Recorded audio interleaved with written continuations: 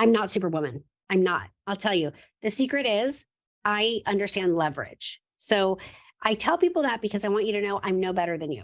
I literally am not. We are all equal. We all have the same amount of hours in the day. And I don't want anyone to ever feel bad, like, oh my gosh, she's doing so much. Nope. I'm just as good as all of you. We're all equal. I'm not better than anybody. I just understand leverage.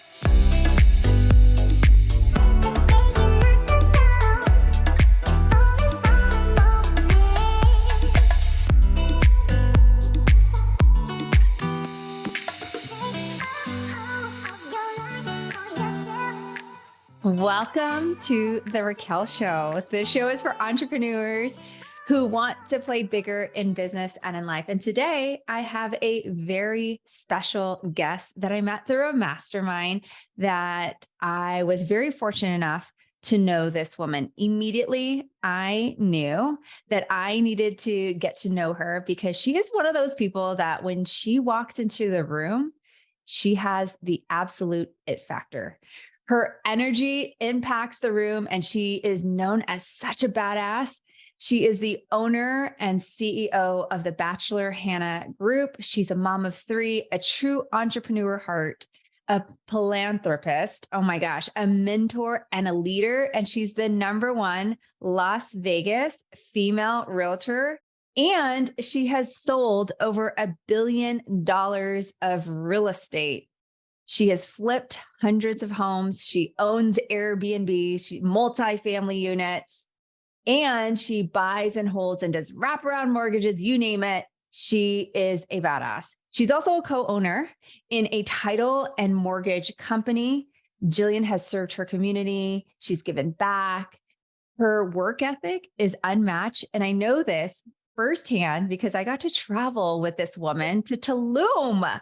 True. And she also has a national TV show, The American Dream TV. So she's been on national TV, and I'm so honored to have this conversation. So welcome to the show, Jillian Batchelor. Oh, thank you so much. You're so sweet. I'm so blessed to be here. Super excited, Raquel. You know, I love you. I love everything you're doing. So I'm super open to this. When you said, hey, do you want to hop on podcast? I was like, this is a great opportunity. I love what you're doing. I love that you're going with just everything is like playing bigger. And I believe that we all just need to play bigger in life. And yeah, I was just at an event last night and I was just talking about this. I'm super excited to be on your podcast. Oh my gosh. See, I know you guys can hear the energy already in your voice and you haven't even met her, but you're going to get to know her in this episode. So we're going to dive right into it. Yay. You've been in business for over 20 years. And I just have to say, if you guys are watching this on YouTube, like, did you start at like 10 years old? That's so funny. So I love that. I love now that people are saying I look young because when I was young, I used to have to lie about my age and say I was older. But yeah, so I was basically raised in Vegas. I've been here since I was 6 years old. I love Vegas. Vegas is amazing. And I knew fairly young, or I learned fairly young, that if I wanted to really achieve anything, that I needed to do it amongst myself. So I was raised very humble means. My mom was great, but my mom was a single parent raising myself and my sister. She never made more than $10 an hour. We didn't even have medical insurance until I was like 12. My sister was 15. And so I just knew, hey, if I want anything, I want to get, I have to go and get it out for myself. So work ethic started really young. I was on the border of a very bougie area. We did not live in a bougie area, but we were on the border. And so Vegas is funny that way. 5 minutes away, you could have $1 million houses and then you could have apartments. So it's kind of funny that way.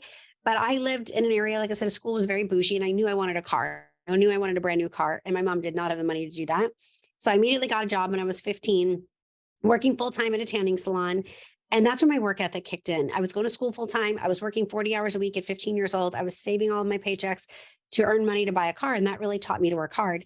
Fast forward to 18, I got an opportunity to work at a title company. I didn't even know what a title company was yet at that point, which brought me into the real estate space. And I learned very quickly within the first couple of weeks, I got a promotion. Within the first couple of months after that, I got another promotion. And I was like, yeah, I love this. I'm going to do this. Bought my first house at 18, started buying rentals and flips at 20 and 22. I did my first flip at 22, had my first rental at 20. And I'll tell you how, like, people are like, how'd you buy a house at 18? No one co-signed for me. No one gave me any money. I didn't have any family money. I'll tell you, I saved $7,000, which doesn't sound like a lot of money, but for an 18-year-old, it's a lot. I saved $7,000 from my job.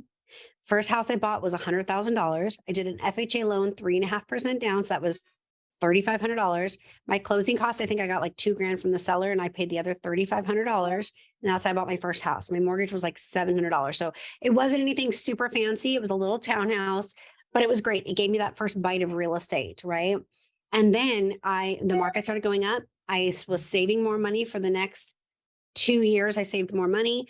And then I saved money for a down payment. I pulled an equity line out of my current house, saved money for a down payment to buy my first rental. Then I sold my first house, bought my second property, my third property, my fourth property, and it just snowballed from there because I really believed in the power of real estate. And so that's how I started with the real estate bug. Again, I was in escrow from 18 to 20. My mom was a realtor, bless her heart, but she was always a mediocre realtor. I'll be honest with you. She never even made 6 figures a year. So she would sell like 3 or 5 homes a year. I say that it's important. Sometimes she sold 10 in a really busy year. I say that's important because I really want people to know that nothing was ever handed to me. It wasn't like I walked in and she had this booming business. No, no, by any means. Yeah. She told me, hey, you can go ahead and get licensed. But she told me, the average realtor makes $18,000 a year. Well, at this point, I was still working at my title company business. I was making what I thought was like millions of dollars. I was making almost $50,000 a year. I had a 401k and health insurance. I was making like $48,000 a year. I had a 401k and health insurance, and I felt like I was on the top of the hill. So I was like, why would I leave my $48,000 a year secure job with health insurance and time off to go and make $18,000 a year? That's crazy to me. And now the average realtor doesn't even make 18,000. Now the average realtor makes 7. But I was like, why would I leave and make less money? But I decided to bite the bullet and I was like, I'm going to bet on myself. And I got licensed. My license came in February 28th. And the first 9 months in my real estate career, I sold 65 homes and made $197,000, which this is 20 plus years ago. So the average home price was like $157,000. Commissions were running around 2.5%. And I was on a 60-40 split. So, and it was only 60% that I got because it was my mom's team. Everybody else was 50-50. So she gave me like a little bump because I tapped 10%. So you see how many homes I had to sell in order to make that. And I loved it. And everyone asked me like, how did you do that? And I'll tell you how I did it. I was used to corporate America. I worked at a title company where our hours were 8 to 5. But I worked for a very busy escrow officer who was amazing. Carrie Cassane, she's in Las Vegas. She's still in the business. She's a beast. So when I say our hours were 8 to 5, you were late if you weren't there by 7:30 in the morning. And people are like, wait, but I thought you started at 8. No. She expected everyone to be at least a half hour early, sometimes an hour early. So even though our technical hours were 8 to 5, many mornings we were getting there at 7. And she was great because she would order us lunch, she would order us dinner, but nobody left at 5. Even though they were your hours, nobody left at 5. If you left at 5, it was kind of crazy. There was many hours we were there till 8 o'clock at night. We were a very busy escrow unit, and she rewarded us. She gave us bonuses and she got us food. But our typical work days would be like 7 in the morning till 8 o'clock at night. Now, granted, I was really young, didn't have a family, didn't have kids, so that worked for me. But I say that because it's important to know that's what I led into going into my real estate career. So working a 10 or 12-hour day didn't bother me. Now, we really didn't have to work Saturday and Sunday, so that was nice. If we did work a Saturday, it might have been 2 or 3 hours. But I went in with the mindset of, oh, I'm used to working a 12-hour day, so what's the big deal if I work a 9-hour day or a 10-hour day? Like it's better than what I was working, So I really love that. I mean, you just like jam-packed a whole like 20-year story in like 2 minutes, I felt. Yeah. And it's interesting because I was getting chills as you were talking about it. Is that like we have very similar stories, like nothing was handed. And believe it or not, my first real estate investment at the age of 20 was in Las Vegas. Oh, wow. I love that. One was 127 and one was like 130, right? And it was because I had a mentor that basically said, you got to invest because you're making some commission checks. And if I hadn't had that guidance, I don't even know that I would actually be an investor today.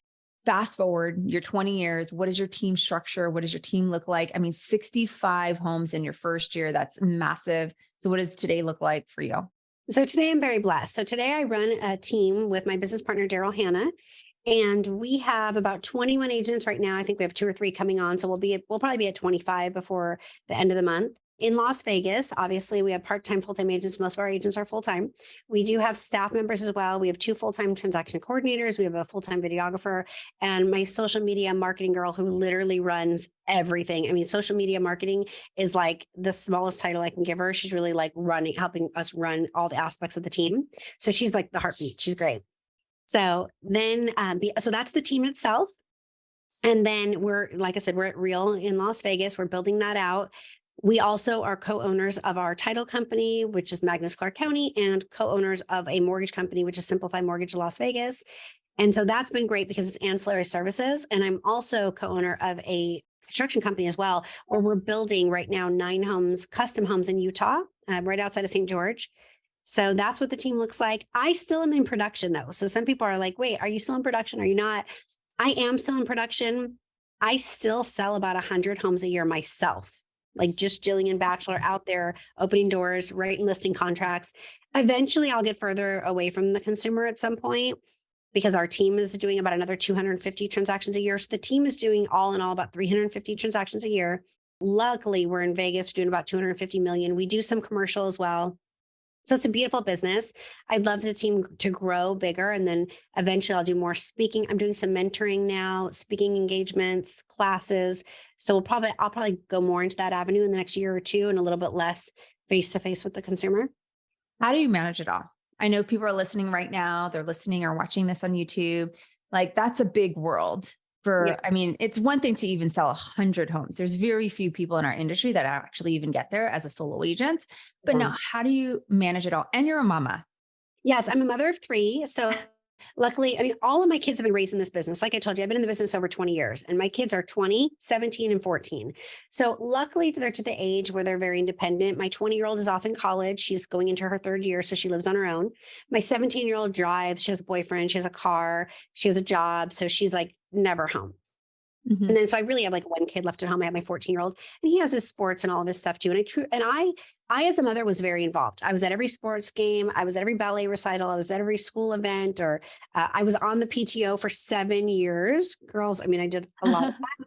I still try to cook dinner at least 2 nights a week. Sometimes I don't always get 2 nights a week. We do a lot of takeout. We go out to eat a lot, just 'cause it's a busy schedule, but I do enjoy cooking. So I try to cook at least 2 days a week, but how I do it all, I'm not superwoman. I'm not. I'll tell you. The secret is I understand leverage. So I tell people that because I want you to know I'm no better than you. I literally am not. We are all equal. We all have the same amount of hours in the day. And I don't want anyone to ever feel bad, like, oh my gosh, she's doing so much. Nope. I'm just as good as all of you. We're all equal. I'm not better than anybody. I just understand leverage. So like I was explaining to you with my real estate team, I do have 2 full-time assistants. One does all of our transaction management for sellers. One does all for buyers. My social media marketing coordinator, she really runs my life, makes me look great online. Videographer does the videos. Then I do have a nanny. I've had the same nanny for almost 15 years. She is like a grandma to my kids. So she has helped raise my kids. My husband was a stay-at-home dad for a lot of years and he helped with business stuff too. But, there's a lot of leverage there. So my nanny's been with us 15 years. She's like a grandma. She helped every time we went out of the country. She would watch the kids. We traveled vigorously. She'd watch the kids. And the kids love her. I mean, it's funny now, people are like, why do you have a nanny if your kids are 15, 17, or almost 15, 17, and 20? Because now she's a part of the family. I just can't get rid of her. I love her. She's like their grandma. Like you wouldn't just fire grandma, right? Yeah. I So love that you talk about leverage. I really do. And, as you look back, one thing that I love is that you have experience under your belt and you have a lot of wisdom that you could pass on. So if you could actually boil it down to 3 like things or key factors that like really you contribute to your success, what would like 3 of those be besides leverage? So 3 key factors, I'll tell you this. I get up and show up every day. And literally, unless I'm like dying, I like the other morning I was having, I don't know, I don't know if it was just like a hot flash or I just wasn't feeling good. I was feeling kind of queasy and I was dressed and ready to go and I was ready to go to work. And I was just like, you know what? I got to get up and go. I got to get up and go. So I get up, I show up every day. It's important for me as a woman. I get up, I do my hair, I do my makeup, I put on my jewelry, I get dressed. I am ready for the day every day, even if I don't have appointments, because if you get yourself in the right mindset, physically, mentally, you're ready to go. So that's the number one key right off the bat for me. Equal to that is that, I have a great mindset. I am part of this wonderful women's coaching group, which I know you're a part of with me as well, and this life coaching. And they always tell us to find the gift. Look, everybody's going to have bad things happen to us. There are going to be things that we can't control. You can, God forbid, get in a car accident or you get a family member gets an illness, but you can find the gift in everything. So I never wallow in the bad. I find the gift in all of the good. So if something is good, then that's what I want to, or even if it's bad, I find the good in it. So mindset is really important. getting up and getting going with your self-determination. And to your whole play bigger, I'm always thinking of the next step. And it's not because I'm not content. I love my life, but I'm a type of person that wants for more. And I want to show my kids that you can have everything. I want to show my kids that you can be a leader in your industry. You can, I go on a lot of girls' trips. I have healthy relationships. My sister's my best friend. I spend one-on-one time with my kids. I build in my businesses. You can have it all. You just have to leverage your time. I love it. And if you were to look back at your journey, what's something you wish you would have learned earlier? I would have learned earlier to find a mentor and shadow them. Let me tell you, nobody helped me. Nobody showed me anything, along the way. And so I had to fail forward a lot, which is okay too. You are going to fail forward. You're going to take chances, and there's going to be times you're going to fail when you're taking chances. So that's okay, right? But I would have found a mentor and I would have said, you're doing great things. Can I shadow you? Instead of doing it all on my own, I just chose a harder path. Either way, you can still get there. But now people are so willing to show you, and it's proximity, right? Like my mentor now, I don't know if you guys know her, but Spring Benson. I know Raquel and we both look up to her. Spring is a beast and she's an amazing human being. That's the other thing. Like doesn't just make a ton of money, which is great. There's a lot of people who make a ton of money, but I want to shadow somebody who's also an amazing human, has an amazing marriage, has amazing relationships with her kids. Her business partners love her. So find a mentor and do it right away and learn from how you want your life to be by design. Such solid and good advice. So I know some of the people see you like after, like all the success that Jillian's has, the outcome, but was there ever a time that you actually wanted to quit? Oh gosh, there's been a million times I wanted to quit because you have so much self-doubt, right? Like, am I doing it right? And with social media and with just the way of the world now, you see everybody, and you got to remember that they only post the good things on social media. I only post the good things. I don't be like, oh, today I got into a fight with my daughter and she told me she hates me. And then the next moment she tells me she loves me, right? Nobody posts that. So a lot of times you're looking at your friends and it's not that you're envious, but you're like, oh, I should be along further. Like you look at people and you're like, they're doing great things. Am I as far along as I should be? Should I have done more? Should I do more real estate investing? Should I be owning more businesses? Should I have more date nights with my spouse? Should I have more alone time with my kids? Did I put my kids in enough sports? I mean, you just self-doubt. So a million times I wanted to quit. A million times I thought I'm not a good enough mother. I'm not a good enough spouse. I don't put enough time into my body. Like I need to exercise 4 hours a day. And there's so many times you just self-doubt. So there were times when my businesses were growing fast, but I thought they weren't growing fast enough. And I was like, I should just give this up. I should just quit. And luckily I didn't. And I have to remind myself that sometimes humbly, like other people are looking up to you and thinking that's where I want to be. Just like when I look up to Spring, somebody said to me on my team, they were like, the way you talk about Spring is the way we talk about you. And that was like the biggest compliment anyone could ever give me. I was like, oh my gosh, really? People think about me like that? Because you forget, because you get trapped in self-doubt. Mm-hmm. Yeah. First of all, I want to thank you for being so transparent. I think that out of all the interviews that I've done, I love how transparent you are because people do need to hear this. That like we see people on stage, we see people on social media, and they're like, damn, Jillian Batchelor has it all together. And she must never doubt herself. But like it's part of the process. So as you went through self-doubt, how did you overcome that to just kind of keep going? So I will tell you, and not to like touch on a hot topic or anything, but religion is really key in my life. So whatever, even if you just believe in the universe, whatever, I pray to God every day. And I thank God every day. And I do start my days with gratitude. And that's what a lot of really highly successful people do.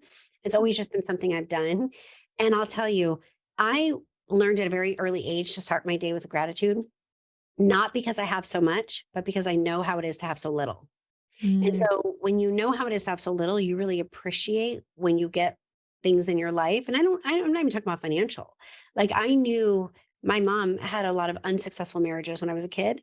And so I knew when I was married for 17 years, at some point when I got to 10 years and 12 years and 15 years and 17 years, I was like, oh, wow, I'm beating the odds. So I knew, unfortunately, I've seen friends who have had kids with life altering diseases. And so I know how grateful I should be that my kids are healthy. Right. So like you can see the other side of the coin. So when I have that self-doubt and I want to quit, what pulls me back is gratitude. So good. Let's talk about your team. 250 from your team. A lot of people are experiencing shifts in the market, or their teams were way more successful last year than this year. How have you been successful at getting your team to produce, especially in today's market? Well, I'll tell you, for us, it was proximity is key, right? So we were like, we could all get around people who are like, woe is me, the market's terrible. Oh my gosh, I have no deals, I have no money, I have no this, I have no that. Or we can get around people who are consistently producing. And so we made a shift. We made a company shift. And we wanted to be around people who had positive mindsets, who had great energy, who were going to work every single day. And literally, this just came out yesterday from Steve Sims, if you guys know who he is. He was talking about how the FBI train their negotiators and train their FBI agents. And they said that 70% of what people respond to when you're talking to them is based on your body language. 35%, I believe it was, something like that. 35, I think it was 38, actually 38%. 38% is on your tonality, and only 7% is on what you say. So when we were thinking about that, it's like, okay, body language and your tonality, that's just about being around people with good energy. So like with my team, we moved to a company where everybody had a positive mindset. Everyone was like, the market's great. And we dove in heavily with training. We're like, let's retrain our brains, because even myself, I've been in the business 23 years. I've had to retrain myself 50 times, right? Markets change. So we dove in really deep on training. Our team does now multiple trainings on Mondays, on Tuesdays, and on Fridays. We want our agents to be like the best agents in the field. So that's how we're combating the market change, because there are less transactions. There's no way around that. There are less transactions. Let's get around people who are making money, good mindset, good market, and then let's train them to be amazing ninjas in their field. Mic drop. And you felt the energy. So you are one of the great, actually one of the very few females that I know that really invests heavily, right? And I got to read your bio, and I obviously have gotten to know you. You've flipped hundreds of homes. You've done Airbnb. I want to shift gears into building wealth, because it's one thing to make money in real estate, but where the wealth really comes is probably in the investing part of it, right? Yeah. And you've also owned Airbnb, and you talked about your subdivision that you guys are doing. I know that you bought your home at 20, and then you took a cash out refi or line of credit to go buy another one.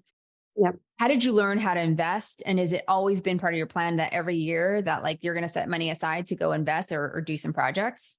Absolutely. So I'll tell you this, the biggest thing, the financial pitfall that people do is they live way above their means, right? I don't care, $10 an hour, $10 a month, $10 a week, whatever.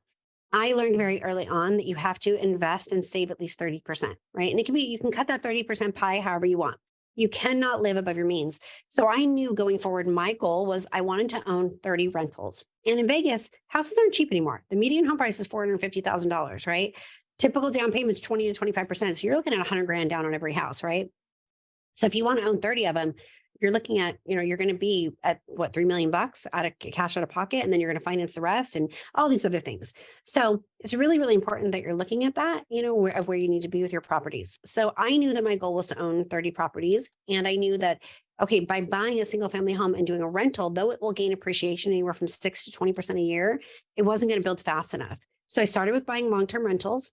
And then as the market went, I leveraged, I would buy, sell. There's times I'd own property 6 months, 12 months, 18 months. I didn't really care about the taxes if I could 1031 exchange it, or if it made enough sense for me to pay the taxes on it and then shift the money elsewhere to make more money. I just leveraged it. Dollar cost averaged everything that I did too. So I knew that flipping would be really powerful in Las Vegas. So I started buying homes that needed light rehabs. Then I went into big rehabs. Then we went into luxury homes. Last year, we did luxury homes where we were selling homes. The aftermarket value price was anywhere from 1.9 to 3.5 million.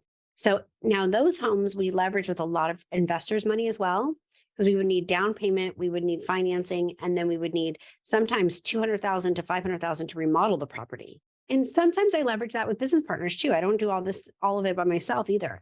So some of my rentals I own completely. I own outright, no mortgages by myself. Some of my rentals I have mortgages. Some of my rentals I own outright with business partners. Some of my own rentals with mortgages with business partners. So I leverage. I love the diversity in your portfolio. Because when I could borrow money cheap, when I could borrow money at 2% or 3% or even up to 5%, I would borrow money cheap, even if you had the cash, right? Right. And so to me, wealth building is super important because I didn't come from money. I knew I wasn't going to have an inheritance. I didn't marry rich. Unfortunately, I was just normal. So I had to make all my own money and get it into the markets. And I wanted to set my kids up. I had a goal in mind. This might sound lofty to some people, but let me tell you, this is a girl who started making $5.25 an hour in the tanning salon. And remember, my commission checks when I first got in real estate were like $2,000 and $3,000. So I've reset my goal every year, but my goal is to get to $10 million a year. And my goal is to have 30 rental properties, where at least 50% of them are owned outright. And my goal is to leave my children with each, at least I have 3 kids, at least $2 million by the time they're 25 to be able to invest how they see fit. Now, will I make it? I hope so. I don't know. I'm not there yet. Where does the but 30 come from, Jillian? The 30 properties? Yeah. Cause like you said it like so clear, so fast. And I was like, did she always have this goal of 30? Like why 30? Yeah. You know, what's funny is that was a number I just figured out one day. I was like, okay, this is what I want. Here's what I was thinking. If I net profited, because this was like how I reverse engineered, and because I'm thinking about retirement, I'm not thinking about everyday life, right? Right. So if I net profited $1,500 on every property, and I had 30 net profited, so after all expenses, everything, right? Yep. I would make $45,000 a month. $45,000 a month is $540,000 a year. Mm-hmm. I figured in retirement in retirement ages, if I can make $540,000 a year, plus my stocks, which on average I was hoping I'd $500,000 a year on my stocks at this point, because I'm only 40, so I still got 25 years. I don't plan on retiring until I'm 65, so I still got 25 years to build this up. Yeah. I was thinking I could, in 25 years, obviously the value of the dollar will go down, but I could live very comfortably, assuming that all of my expenses are paid off, like my house is paid off, my car's paid off, very comfortably on $1 million a year, be able to travel the world and visit my children and hopefully my grandchildren and have a very comfortable life. Now, that's not like private jet money, but if all my other assets are worth that, then it might be private jet money. But that was where I just figured I needed to get to that point. And having $10 million liquid in the bank was a goal as well, with along that. So because everything's going to get more expensive in life, you guys, like wealth and health and medical and everything. So that was the goal I set for myself. Now, I don't want to discourage anybody, because your goal doesn't have to be as big as mine. Your goal could be a lot bigger and it could be a lot smaller. And all of that is fine. My goal, the reason why those numbers are big, is I'll tell you, part of that too is I want to be able to, with those dollars that I gave you, I want to be able to take care of my parents. I want to be able to help my children as needed, maybe help them buy their first properties or help them build businesses. And I want to be able to take care of my spouse. So this isn't just, hey, Jillian needs $10 million liquid, but it's also, if you think about it, if I plan on retiring at 65, which is 24 years from now, people are probably going to live to their 95 or 100 at that point. So I need to be able to live for 30 years. Yeah. And the value of money is going to continue going down. Yeah. And I need to take care of about 10 other people.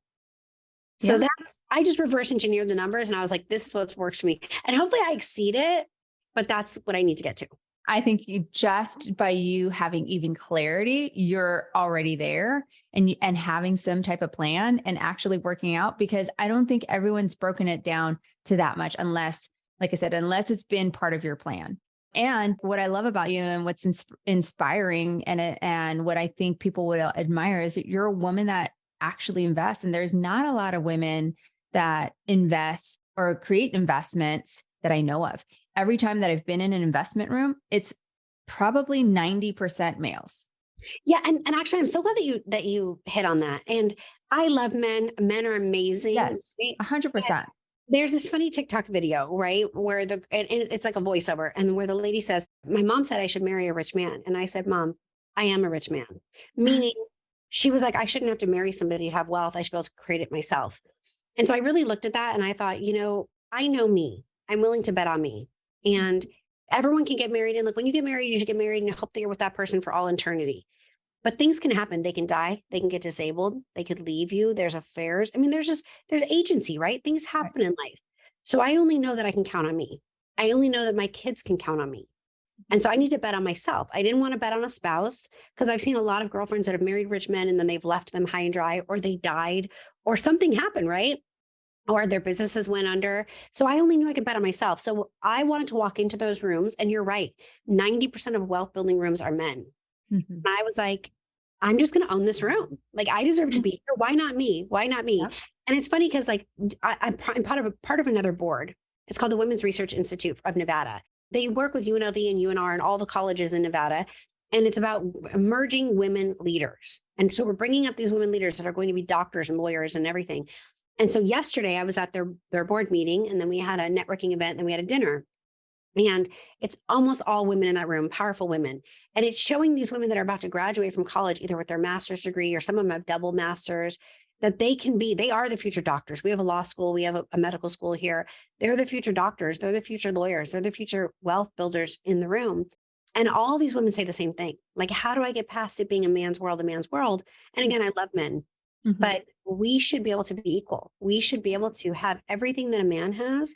And like I told you, my husband was a stay-at-home dad for many, many years. He did the carpool. He did a lot of the things that typically women traditionally would do. And we didn't have traditional roles because it just wasn't what I wanted. I never want to be boxed in. And I don't want to rely on somebody else for my wealth, my future, the way I eat. I have a girlfriend who has a very wealthy husband, and we went dress shopping just a year or two ago.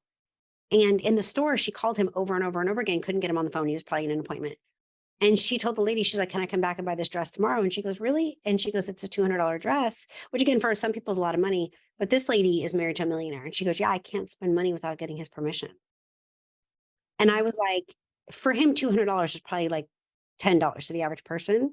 And I'm like, you can't spend $10. Like, again, it's relative to what they make without having your husband's permission. And that's what they agreed upon in their marriage. And I don't want to knock anybody else's marriage. If it works for them, that's super great. But for me, that was never going to work. I don't spend a ton of money, but when I see an investment that I want to do, I want to be able to grab on it. I don't want to have to call somebody and get permission and be like, are you okay? Now, that doesn't mean that you don't show your spouse or significant other respect. That doesn't mean you don't talk to them about investments. That doesn't mean you don't bring them in on the decisions. But I don't want to have to get permission. If you tell me no, then I can't act. Yeah. You talked about being boxed in, and you are such an out of the box thinker. Where does that come from? I'm a big, bold personality. So I get, sometimes I'm too much for people, right? I'm like, more color, the more glitter, the better, right? I just need to be me. I'm never going to fit in any perfect box. I'm never going to be like the perfect entrepreneur or the perfect stay-at-home wife or the perfect anything, right? Like, I'm me. I'm messy sometimes. Sometimes I'm insecure. Sometimes I'm badass. Sometimes I walk in the room and I own it, and people are like, you're so strong. And I'm like, I was just doubting myself like 2 minutes ago. I'm all over the place, right? But I love me. I'm an imperfect, perfect version of me. And I really want society to hear that, because I think right now we're finally getting to a place where we love people for their personalities, their flaws, their stretch marks. I'll tell you this, I love Victoria's Secret right now because they've recently changed their models. If you go to their website, they used to always have these like gorgeous Victoria's Secret models. And that's how we grew up. And now they have girls with structure, different body types, and, double X, triple X, whatever. And I love that, because that's the majority of the world. Give me the real people. Yes, yes, yes, yes. We talked a lot about Jillian. What is next for you? You've already had so many things, like so many amazing things happen in your journey. What's next for you? What are you most excited that you're working on? The biggest thing that I'm working on right now, are you guys ready for this? I'm working on myself. I'm trying to become the best version of Jillian. And there's been days, like I told you, I looked in that mirror and I'm like, go girl, I love you. You're a badass. And there's times I looked in the mirror and I was like, I don't like you today, And so I'm working on, number one, loving myself more. Number two, talking kindly to myself. The things that I would say to me, I would never say to you, Raquel. I would never treat you the way that I would treat myself. We all do that, right? Self-doubt, you're not good enough, you're too fat, you're too skinny, you didn't do enough work, you should have worked harder, whatever, right? I would never tell you those things. I would never say, Raquel, you need to lose 10 pounds. Look at those stretch marks. But I would say it to myself in the mirror, right? Why do we do that? Why? That's so silly. I would never tell myself you haven't achieved enough when a lot of people are thinking you've achieved so much. So I'm working on myself. I'm working on becoming the best version of myself. I'm working on becoming the best mother, the best friend, the most engaged person. And I feel like if I do that, everything else will come into play. So with my business, I want to build my team bigger. We want to do more transactions. We want our title company to be wildly successful. We want to sell it off, hopefully, to a big brand in a couple of years. We want our mortgage company to be wildly successful, sell it off to a big brand. I want to build 50 luxury homes in Utah, not just 9 at a time. So there's lots of plans, but I can't do any of that without being the best version of me. And I'm working on it. She's not there yet, but she's coming. Oh my gosh, Jillian. First of all, you should never say any of that, because this woman that you're listening to loves so hard. She can fill the room up with so much love. So like I would hold that mirror and go, you got to love yourself, girl, because the amount of love that this woman pours into every single person around her or every person she meets, like is unmeasurable. It's just like wildly, I think wildly like out there and so big and so huge. And it should definitely come back to you. So where can people connect with you? So I would love for you guys to connect with me. I'm all over socials. I love socials. So I'm Jillian Batchelor on Instagram, and it's Batchelor like a bachelorette, but it has a T in it. So BATCHELOR. On Instagram, on Facebook, on TikTok, Jillian Batchelor. It's me. I'm posting. I'm live. I try to give you the raw, unfiltered version in a lot of cases, but I'm a people person. I get my energy filled by the more people that are around me. So yeah, please connect with me. Please reach out, ask me questions. I also have no boundaries, you guys, which is a bad thing. So there's no question that's off topic. Like if you want to know anything, I'm just going to tell you, because I feel like the more raw and easy we can be, the better. And I'm so busy that if I didn't tell you the truth about something, I would forget what I said and then I'd get caught up. So I just tell the truth about everything. Okay. So now that you said that, what has been the most rawest or craziest question that somebody's asked you? People have asked me legit how much money I make. People have asked me how many times I am intimate with my partner. Like people have asked the craziest like place I've ever like done anything in. I mean, they've asked me everything. They've asked me the biggest losing investment I've ever made. And I'll tell you, I put a ton of money into crypto. Hopefully it comes back. So I lost a lot of money in crypto. When the market went up and down, I lost money in the real estate market. Luckily, I've gained it all back, but because real estate's a long-term play. But they've asked me the biggest amount of money. I mean, I've lost $400,000 on one investment. I mean, so cash money that I earned, right? This is never anything that I like inherited. They've asked me, I'm recently divorced about a year. They've asked me, would I ever get married again? Hell yes, I would get married again. I believe in the sanctity of marriage. I believe in love. I believe in people. Yeah. So anything. I love it. I love it. So as we wrap up, there's always one question that I ask every guest on the show is, what does Jillian do to play bigger in business or in life? I tell you this, and I just was telling these girls last night, I always am a yes, meaning if an opportunity comes, I'm going to find the way that it will work for me, because it might not work the original way it's delivered to you. But you can't be afraid of taking chances. I'm a risk taker, you guys. I am. I'm going to roll the dice, because for me, and again, it's all relative. So it doesn't matter if somebody has $10, $10,000, $10 million. You got to risk it. You got to risk to make money. And so I'm relatively a fairly risky risk taker person when it comes to investments. I'm willing to roll the dice and bet on me, because I know what I know is that I will figure it out. If the original way I did it, like crypto, I put the money in. I knew it was money I didn't need to live on, so I wasn't going to not eat. And I know that eventually either it'll come back, or whatever gains I can make, I can find a way. I can teach a crypto class on what not to do. And maybe that's how I make my money back, right? There's ways you can do it. And I can teach a crypto class on what to do. We put $20,000 in and made $200,000. So there's, even if you lose the money in the actual investment, maybe you make it back by teaching a class or something. So there's always ways around it. So I would say, to play bigger, I always say yes to the opportunity. Yes. So Jillian, my friend, thank you so much for being on our show. I super appreciate you. I have enjoyed getting to know you. I can't wait to hang out with you again and keep playing bigger with you, my friend. I love this. Thank you for having me. I appreciate it so much. Thank you, guys.